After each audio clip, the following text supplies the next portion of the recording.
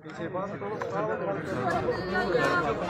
जे अंदरि जीता असां मज़लूमनि जी जीता समूरी सिंध जूं जेके दुआऊं आहिनि असांजो जेका असां पुरुमीद हुआसीं ऐं अॻिते बि असां पुरुमीद आहियूं त इनशा इन्हनि खे फांसी जे फंद ताईं असां वठी वेंदासीं।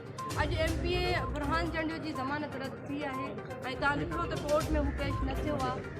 हिननि जागीरदारनि सरदारनि जो भॼणु तव्हांखे ॿुधाए पियो थो जेके ही पहिरियां खां वठी हिननि जी प्रैक्टिस रही आहे त ही मुलविस आहिनि। हालांकि हीअ कोर्ट फ़ैसिलो ॾेई चुकी आहे ऑनरेबल कोर्ट त मुलविस आहिनि ऐं अॼु MP बुरहान चंड जी ज़मानत बि रद्द थी आहे। तो IG साहब खे गुज़ारिश कंदमि त हुननि खे जल्द अरेस्ट कराइणो। बुरहान जी ज़मानत मंज़ूर थी, सरदार जी कहिड़ी बुनियाद ते मंज़ूर थी? सरदार जी अबेटमेंट आहे उन जे करे हुनजी बेल फ़िलहाल कंफर्म कई वई आहे ऐं असां ऑनरेबल कोर्ट जो जेको बि फ़ैसिलो आहे उन ते असां मुतमइन आहियूं।